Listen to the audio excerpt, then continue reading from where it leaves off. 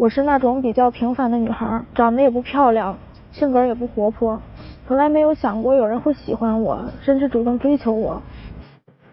一开始觉得他挺单纯的，性格也特别好，慢慢的就在一起了，而且他对我也特别好，我和他在一起很幸福。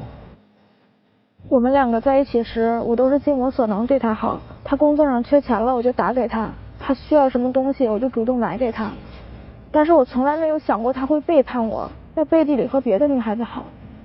后来我去了外地工作，在那边工作压力挺大的，所以可能做出了一些让他伤心的事，但是我现在真的知道错了，所以说希望他能够原谅我，再给我一次机会。这段感情现在让我感觉很痛苦，我真的不想和他再继续下去了。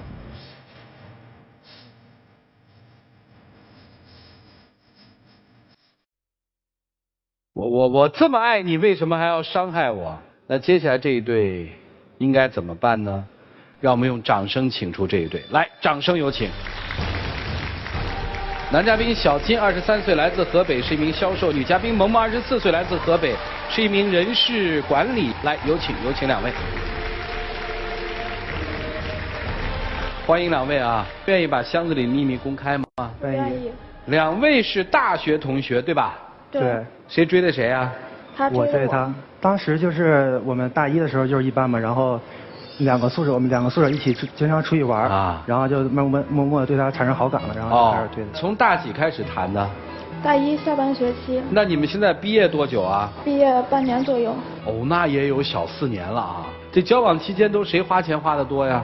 大部分费用我们出去玩、吃饭、看电影，所有费用都是我来出。当时就是那个他们家那个条件比较好，然后他有这个能力，然后、他有能力你就花呀。当时就是觉得那个都这关系了，然后我根本不在意我给他花这些钱，我在意的就是他为什么要欺骗我。哎呦，你个傻姑娘！我们俩是从大一的时候就开始在一起的啊。一开始的时候，我们一块逛商场，他说他喜欢一件皮夹克，我想都没想就买给他了。再后来，很贵吗？几千块钱一个皮夹克。哦，我当时就是去商场就是试了2下，然后就说喜欢一下，然后他就是在生日的时候就突然间买给我了。高兴吧？当时是特别高兴，但是我也想，然后再后来他又报那个摄影的班，他说那个单反相机照出来的效果好，我想也没想就给他买个单反相机，因为我爱他，我觉得我为他付出是值得的，只要他开心就可以。有了单反相机他都不会使，他说咱们出去玩吧，然后我们就去云南大理。等于买完相机之后，我当时也是就是在一起挺长时间了，然后就带他一起出去玩，所有的费用都是我出的。我特意为了他逃了1星期的课。像手机、电脑什么的不用你买吧？手机、电脑也是我买的。当时就是他就是有这个能力吧，也是，然后就是我们在交往下去的时候，他那个车本下来了。然后就说，如果咱们自己有辆车，就能带你出去玩。这些我都是说着，我都是说着，然后我也没真。有道理。然后我就向父母把1年的生活费要来了，然后加上自己以前父母给的钱，然后我就给他买了辆车。中国好女友，哎呀！我知道你给我花好多钱，但是当时我真的没有找你要。哎，你衣服给他买，手表会买吗？手表也我买。我想问一下，他身上有什么不是你买的？没有，就是没有啊，就差不多都是大家就我们俩一起花钱。别大家，谁买的？就2个人一起买。好吧。我其实根本就不在意这些。反正不是你挣的钱，你当然不在乎。他到北京工作之后，他就跟以前完全不是一个样子。以前每天都会给我打电话，在一个学校他都给我打电话。到了北京工作之后，1天1个电话都等不到。我每天给他发短信、打电话，他都不回。肯定是不一样。他就说他忙，我也不知道他到底在忙什么。上班没有那么多时间。他说他在忙，我没有办法，我只能自己一个人给他打电话他不回，我就去。我不是在有时间的时候就回。我就去空间朋友圈、微博。他发了一个朋友圈说，在这个城市有你，我感到很温暖，谢谢你，你是最特殊的存在。我就想知道什么是特殊的存在，当时我就越觉得越不对劲。他是不是说心里面有你？不是，他那个照片后边有一个女生的背影。那个女孩也是我们一个就是一起实习的特别好的一个同事。那是一个特别好的同事吗？就是一个特别好的朋友。啊。你们俩就是一个特别好的朋友，你至于微博互动那么频繁吗？你们至于说那你么暧昧没时间给的话吗？他打电话，为什么有时间跟那女生微博互动呢？我特好奇。不是跟他微博互动，就是我们那个刚到这公司不久，然后我们就是新的实习生，然后就是去外面应酬的比较多。是实习生那么简单吗？哦，你有时间应酬，没时间给他打电话是吧？我一抽出时间，然后就跟他联系。后来我就觉得越来越不对劲儿，然后我自己也坐不住了，我就去北京找他。啊。然后到了北京之后，然后我刚开始他到北京的时候，我给他租的房子。房子也是你租的？对。哎呦，这姑娘你真行啊！哎呀，我要养这么，我闺女儿可别这样啊。当时我也是那么想的，我说那个我给他刚到北京，租房子，他家里缺啥我就给他买啥。他说以前的学生装不能穿了，然后就给他买衣服，给他大包小包的买吃的。我就怕他自己一个人在北京受苦。啊。可是我在到房子的时候，房东跟我说他早就搬走了，还是一个女生和他搬的房子。哟。当时是那个，就是因为老花他钱，自己也感觉到很愧疚，然后我就搬回宿舍住了。我们那搬回宿舍住了。对。那房租有没有退给人家呢？房租是退给我了。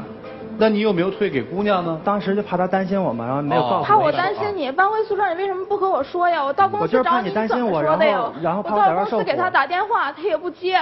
后来好不容易接了，然后他说：“哎呦，我正忙着呢，你干嘛呀？”我说：“我现在就要见你，我在你公司楼底下呢。”然后他说：“你站着别动，我立马下去。”我也不知道他在慌什么，立马下来了，下来就把我拽离公司老远的地方。我就问他：“你为什么要把房租退了？你什么时候搬出去？你为什么不和我说呀？”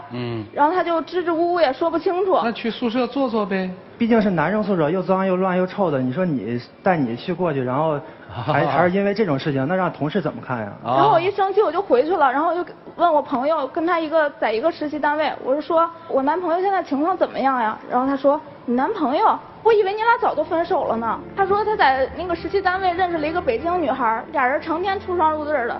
早起送人来上班，晚上跟着一块回家，还给人买早点，买各种各样礼物。你是不是都是花我的钱给他买的？自从他到北京之后，他就开始频繁的向我要钱，他就说自己缺钱，我就不知道他到底花什么了。当时也是那个，因为刚到公司，然后就应酬比较多，然后需要买的东西比较多。我是想先跟他就是先借他钱花，然后他以后你们借了多少钱啊？借多少钱我也没记。没记？借钱不记啊？我觉得两个人在一起，这个钱这事儿不重要，他为什么要骗我？为什么要和别的人在一起？我没骗你，我跟你说了多少次没骗你。我敢保证。等等，我问问啊，你是在北京又认识了一个姑娘吗？是认，但是那只是一个特别是接人家吗？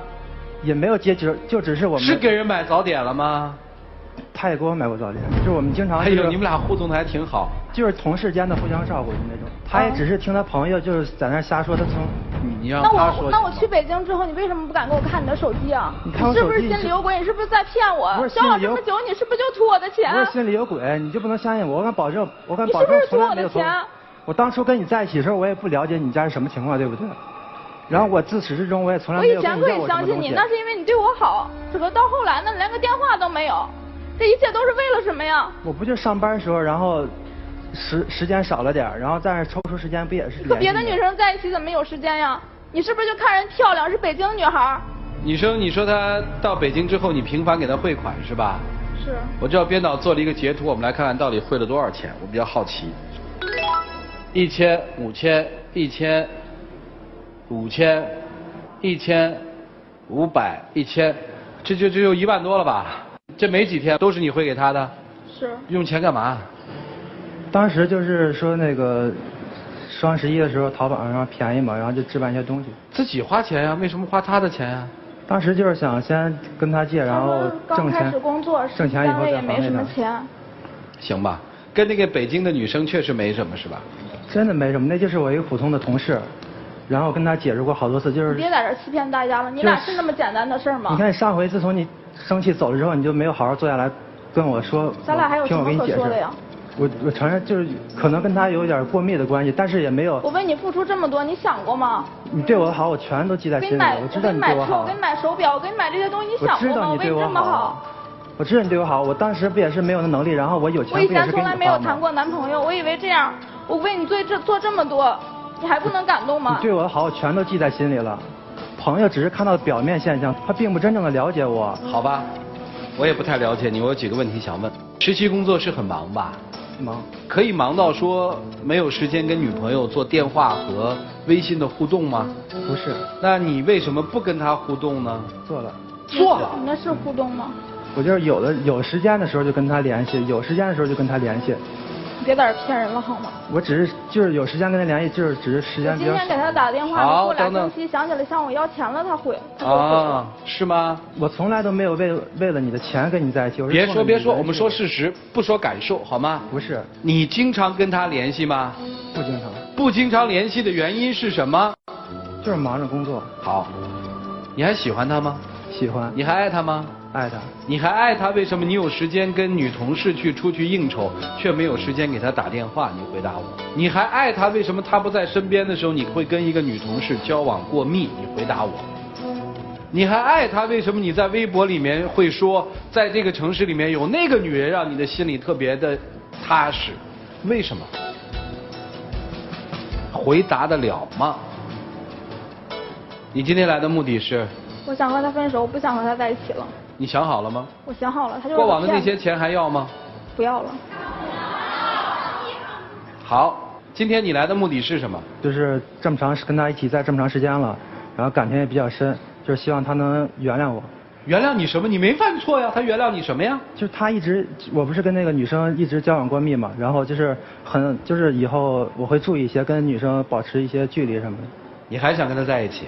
对。好了，老师们，你们应该看得非常清楚了，究竟应该怎么办呢？我们一起进入丘比特问卷。我听这事儿我挺生气，你花人那么多钱，拿人的手短，吃人的嘴软。当然了啊，我觉得这女孩子太爱他了，太实在了。当然你都是花你父母钱，你也没挣来。可是我觉得这个女孩子还挺纯洁的，她就是想表达一种爱意，她就是你需要什么我给你什么。但是你的方法是错的，实际不应该是这样。这个男孩子，如果你要真的是不爱他了哈，你应该坦坦荡荡，你们俩是一个同学，一个班的同学，你应该告诉他，不应该再耍心眼儿。我不再讽刺挖苦你了，我觉得我想说的2个字儿，兄弟，2个字儿，看着我，你必须靠自己的作为挽回自己岌岌可危的状态，那就是2个字儿，你告诉我哪2个字儿？自尊。啊？自尊。什么？自尊。自尊不是。自尊这是另外的，你自己得好好寻找一下。对，只有2个字儿，一种行为能够让自己可能还留一点尊严。哦，诚实。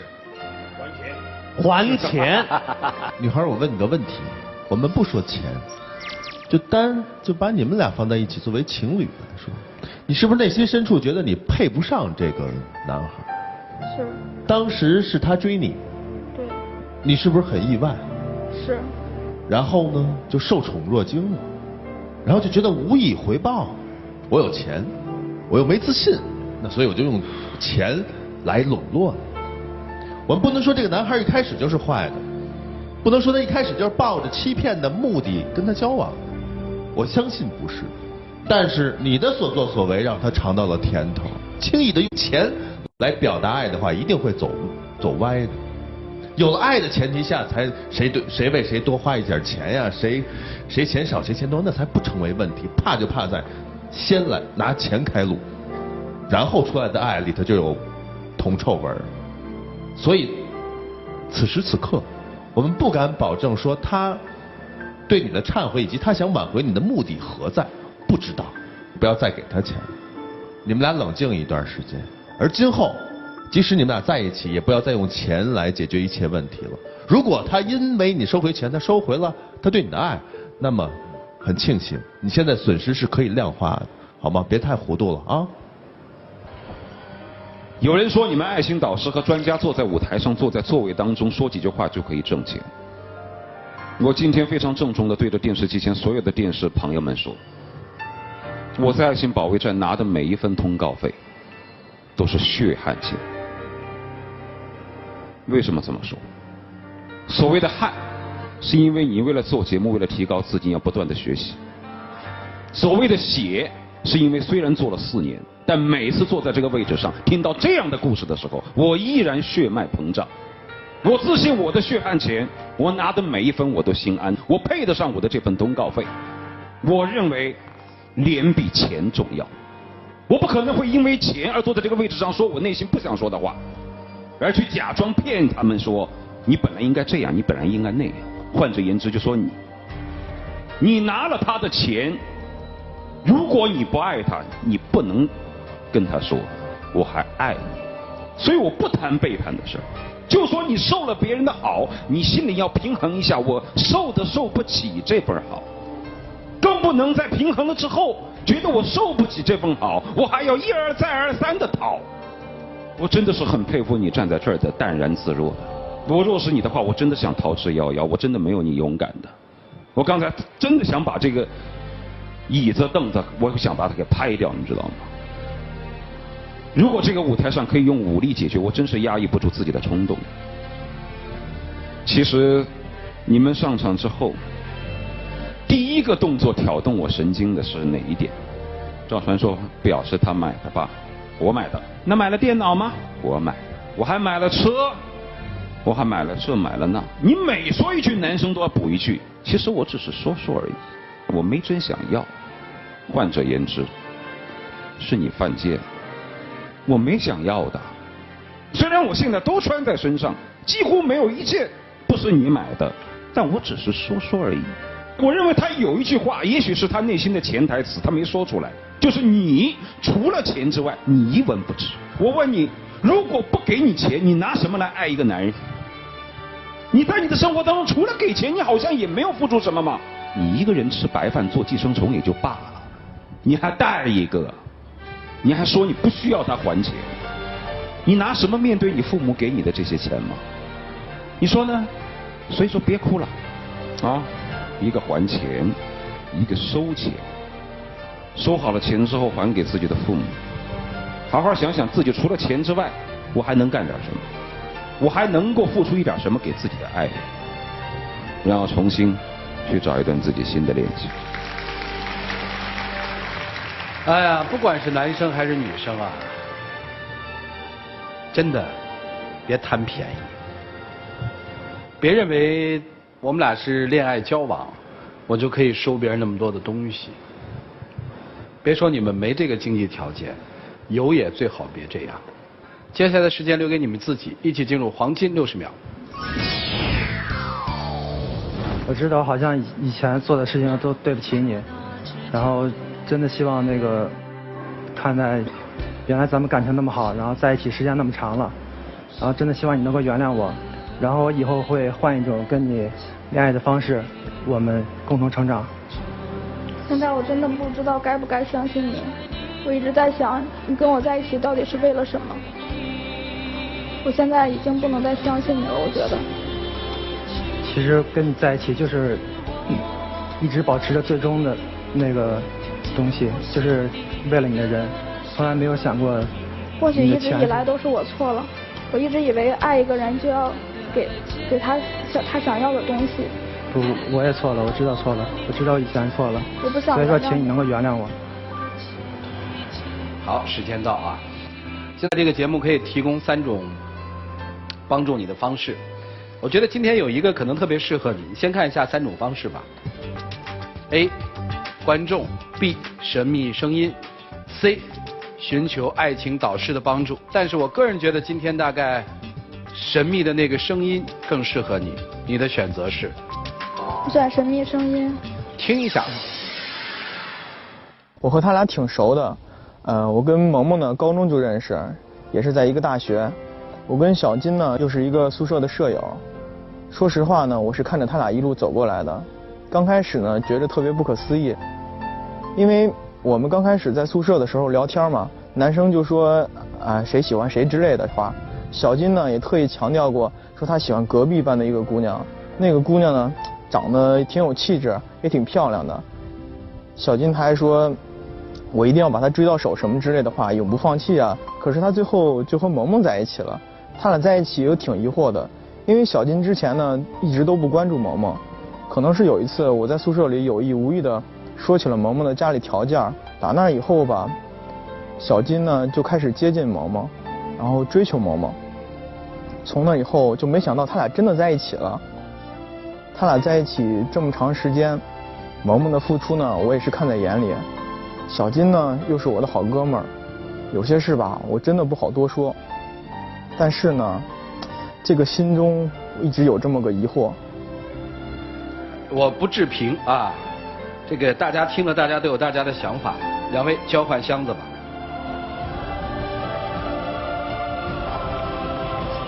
请回，请回，请回。姑娘回去吧，好好想想你们共同朋友的话啊。来，请关门。我们看到了一段金钱和爱情的纠葛，我们看到了一场你判断不出是否已经发生的背叛，但是这一切已经足以让你揪心。接下来我们来数5个数，看看他们自己的选择。来，5、4、3、2、1，请开门。哦，来，来吧，跟女生说再见吧。其实我以前做的那些，现在都知道错了，然后祝你幸福吧。啊，就祝人幸福了？不挽留了？是来分手的？哦，我明白了。其实今天你能够来到这里，非常感谢你。然后，既然你已经不能原谅我了，那么就祝你以后幸福吧。兄弟，你说还不还？还。2015年还多少？在经济范围内尽可能还。我真的想祝你幸福，但我真的祝不出口。兄弟，好自为之啊，请回，请回。